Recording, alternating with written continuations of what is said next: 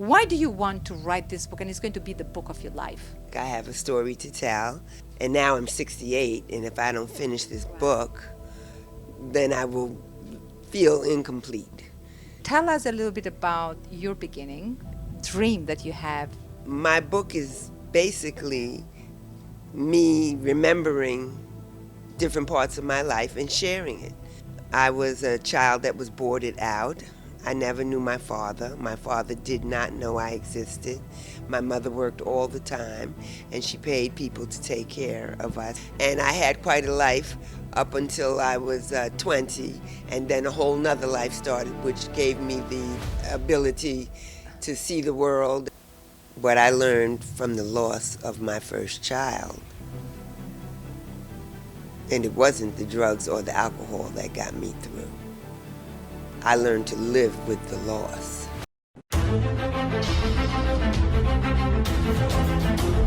Now, Regina, first of all, I love everything about you, absolutely everything. You are authentic, and you are a woman full of energy. And when I got to sit down, and I'm the first reader of your book, and sometimes I cry, sometimes I laugh, sometimes I look at, have you seen me looking at you, and I can't have enough looking at you. First of all, you look like 20 years younger, or 30 or more, because you are a woman, you will never age, because you have that kind of energy that you just radiate. From the moment you enter the room, you could see that the whole energy changed in the room. And first of all, I want to say thank you for trusting me to be part of this journey. What an honor to be the first reader of your amazing book. It's going to be absolutely a best-selling, powerful book. And but also what you have been going in that journey is unique. And today we're speaking about resilience and amazing things, and we'll talk a little bit when you talked about the bubble and you started touring. But before we go to the glory life, first of all, what is the why behind this book? Why do you want to write this book, and it's going to be the book of your life? I originally wanted to write the book because I felt like I have a story to tell, and I just wanted to write it for myself. I love to read, and I always entertained the fact that I could write a book about myself. And even now, I feel like it's most important that I do it for myself, just so I can feel accomplished about it, finishing something. I'm a good starter, and I've never felt like I'm a finisher. And now I'm 68, and if I don't finish this book, then I will feel incomplete. Because who knows when I won't have the time to finish the book. Wow, that's powerful. So for those who don't know, Regina is from New York, and of course she has been traveling around the world with her tour. She will tell a little bit later. And this is where we met as well. We met in New York in one of the events like this. And we met for a reason, because when I started going deeper into your book, I realized how powerful this book is going to be for so many other women, that they, at some point of their journey, they decide, now it's all about me. So tell us a little bit about your beginning, because I don't want to disclose everything now. I want people to think like, who is this woman with this journey? So tell us about your childhood, and the beginnings, and the dream that you have when you were a young girl. Well, I'd like to say that first, back to the reason for the book, I would like to give something that's entertaining to the world, that's fun to read. I like to think of it as the audience. You said the audience that I'm interested in targeting. People that like to watch soap operas, all those reality shows. That's who I'm looking at, because people like to hear about other people. So I imagine that my story could fit in just as well, because everybody has a story. So my book is basically me remembering different parts of my life and sharing it. There's no particular mission or science or anything like that. I like to have fun, and I would like this to be a fun read for anybody that chooses to read it. So, my childhood, to me, I had fun. I was a child that was boarded out. I never knew my father. My father did not know I existed. My mother worked all the time, and she paid people to take care of us. I have an older sister, a younger brother, and a younger sister that I did not meet until I was married, my younger sister. I lived mostly with my older sister and my brother for a few years, not many. 1 year out of my life with my mother in my early teens, just to give an example of how it was for me as a child. I moved around a lot. And there was a moment that you decided to leave home. How old you were at that time? Well, the first time I played hooky from school, I was approximately 5 years old. So I was making up my mind about where I wanted to be then. And when I left home to be on my own, I was 14. And what happened? Why did you decide to leave? I'd like to save details like that for my book. Okay. I like that. Okay, great. So we're not going to that then. If you really want more, it is a good hook to read the book. So then you started your own life, independent.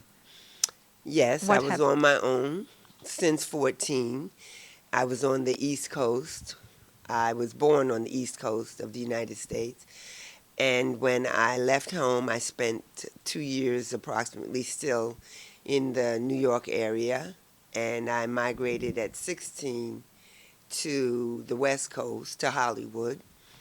And as you can see, I'm not used to speaking publicly. And You are doing amazing. Give her a big hand. Absolutely.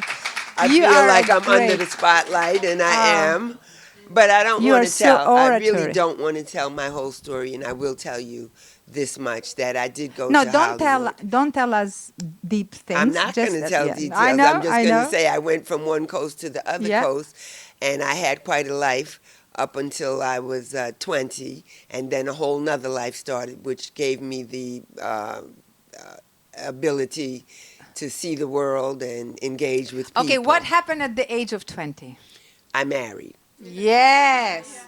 How long did it take for you to marry? Fast.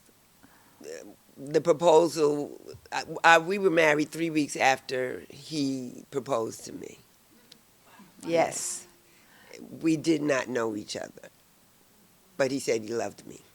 And I'll Now, share this with you. I is told it okay him, you tell us who was that person? Bobby Womack. I know there must be some women in here that know who Bobby Womack is. Yeah, I guess, Singer, yeah. songwriter, producer.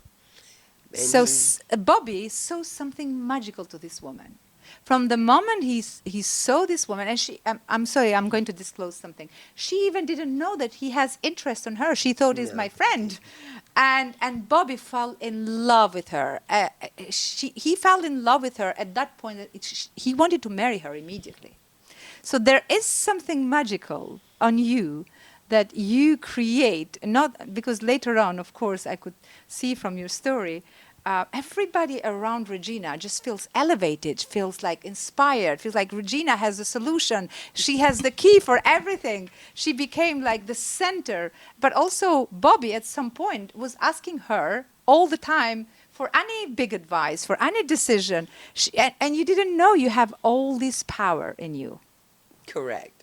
So, Regina, I know.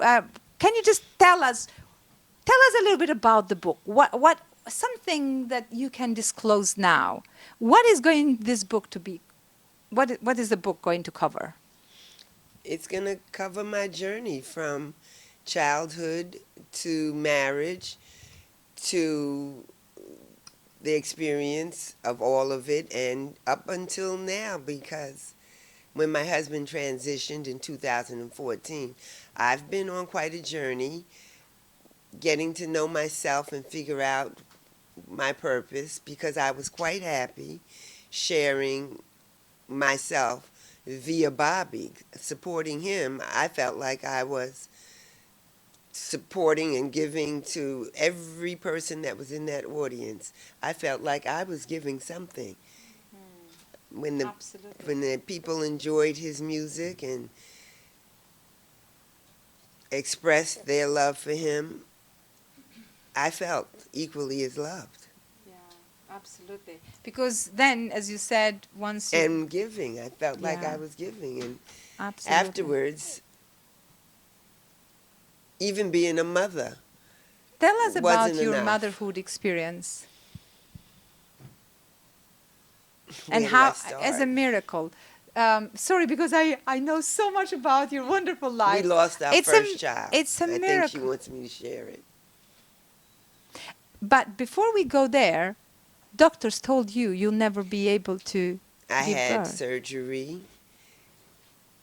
The first year of our marriage, I became very ill, and I had a tube removed and an ovary. And at that time, I was told the chances of me having children were very low. And I felt like Bobby got a bum deal, and that I offered him that he could exit out of the marriage because it was that soon in the marriage. I said we could have this annulled. But he loved you. I felt horrible. We hadn't even talked about children. And he said, I didn't marry you to have children or to be my housekeeper or any of those things.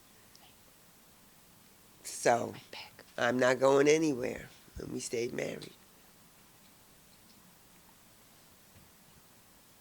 That's what happened on that note.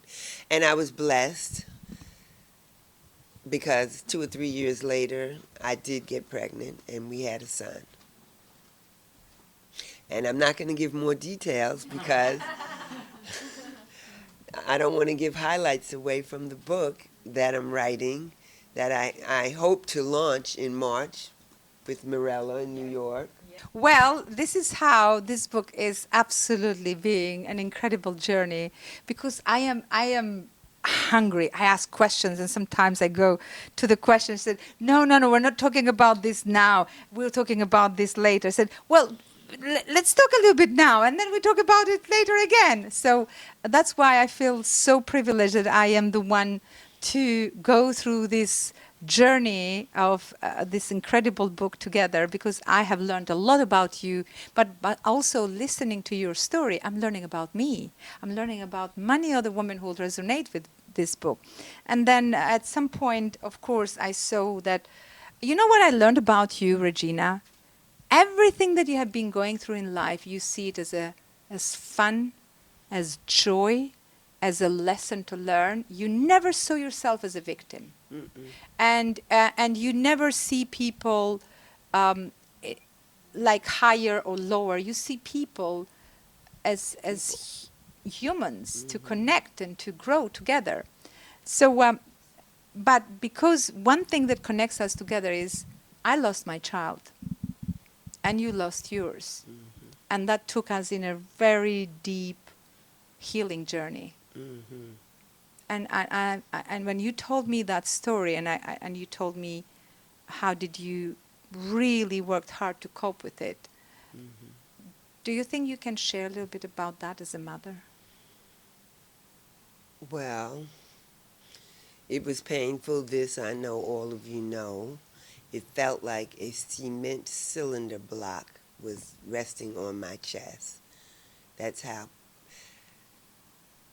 This is pain you can really, really feel. And I dealt with it with drugs and alcohol, which at one time in my life was used for fun and entertainment. I would like to say that I self-medicated ever since I was 11 years old. And I used drugs and alcohol to navigate many stages of my life. What I learned from the loss of my first child, and it wasn't the drugs or the alcohol that got me through. I learned to live with the loss. That's what I learned. That's powerful. So now, at this stage that you are writing this book and you are bringing back the best of you that you have learned through all this journey, what do you want to be remembered for? Making people laugh. And you have Having that sense. fun. My Yeah. motto is fun. And I don't do anything if it's not fun. If someone asks me what do I do, and I've been saying it proudly for the last, well, all my life I've been saying it, but there was a time I did have a job when I managed my husband. But after I stopped managing him, I was really just trying to figure myself out. So while I'm trying to figure myself out, I have fun. So if anyone asks me what I do, I say have fun, because I only do what I want to do. Full-time job, yeah? That's a full-time job. I only do what I want to do when I want to, so I do whatever I want to do. That's what I do. I don't have to put it on a business card. And if a person has a problem with that when I introduce myself, well, that's their problem, not mine, because that's what I do, whatever I want to do. And I can proudly say that's a gift Bobby left me with and the family, the ability to do what we want to do when we feel like it. And fun is at the top of my list.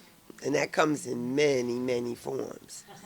This is fun. I'm so happy to be here and to meet each and every one of you. And I'm anxious to actually speak to each one of you, because I'd like to walk away with a batch of new friends. That's one of the reasons I joined up. What she does is support people, and the reason why I said to her, I wanted to do it for you, because I feel like supporting you help all of these women all around the world. If it's just money, that money is going towards supporting them, because this is your effort. It's just the same feeling I had supporting Bobby. I was supporting millions. Those were my things. Same thing. Same thing. You know, there was a moment when you're sharing, and it was very innocent moment when you said you started touring around and you're living in a bubble. Tell us a little bit about that. Was such a powerful, not just a moment, but also a philosophy. I'd like to share that. Yeah. Because that is something that's kind of universal. It's not just my story, and I can share that. She asked the question, I can't remember what it was, about what changed or something. But the fact of the matter, I started touring with Bobby in '76. And the first tour was here in the UK. That was the first time I left the country. And of course, there's racism everywhere. There's sexism, all of the isms you can imagine. But when you're living in a bubble, and the bubble I was referring to is in the world of an entertainer, someone that's being received automatically with adulation because they're coming to be shared by official people that are receiving them, it's almost like you're an untouchable. So I didn't feel a lot of the things that were happening around the world.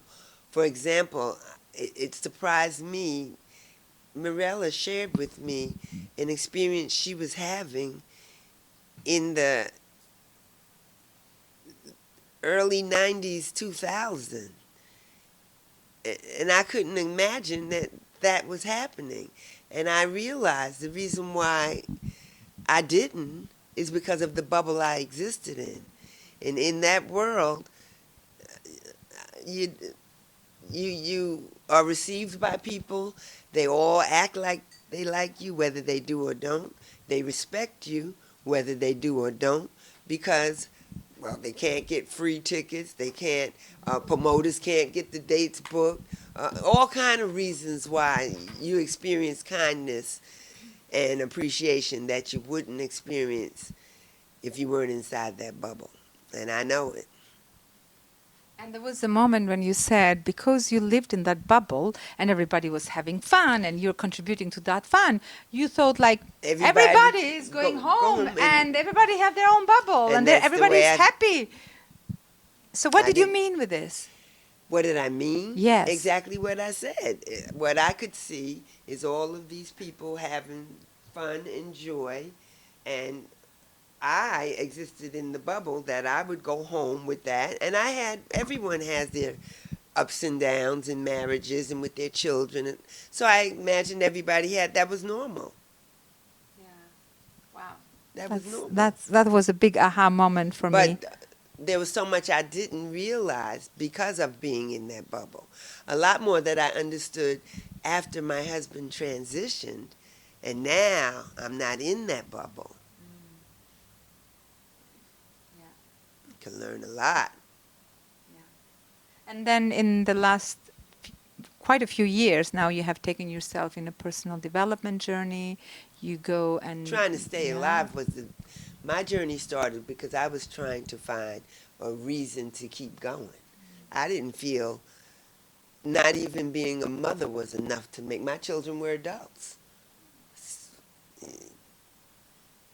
You're not So done it's yet, not- Regina. No, You have and I lots know to do. I'm still, my children are older, but they still are the center of my life, and I'm actually going through a situation with my daughter, and it's very difficult, as the doctors here are talking about, the things that women go through, and my daughter is at that age and going through things that I'm having a hard time trying to figure out how to help her navigate it because she was born in the bubble. And that's a whole conversation here, and I won't sit here and take up all of Mirela's time, but she was born in That's the a chapter bubble. we haven't covered yet. And the challenges Yeah. that we're facing is because of that. So how do I Is anybody who navigate has it? raised children in a bubble for a little? Yeah, we hear you. Yeah. That bubble is anybody that was born into wealth, people that were born Golden with spoon. people that have titles, Yeah. people that were born to high-level professional politicians. Lots of people are born into bubbles. Yeah. There's all kind of bubbles. And that is a journey.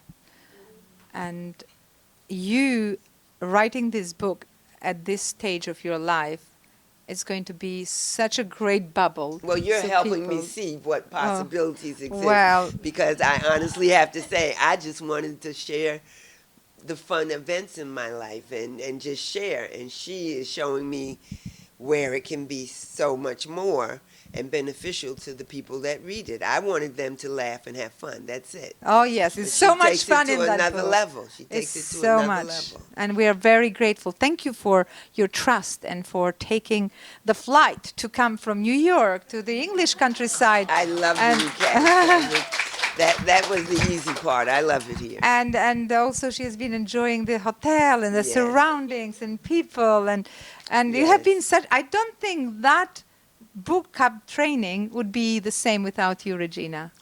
Well, I hope you know appreciate that. I appreciate that. I could see the ladies bonded with you. We admire your ability to create fun and energy and love and there is no accident for being who you are. It's Well, for anybody. Everybody's exactly who they're supposed to be. thank you so much.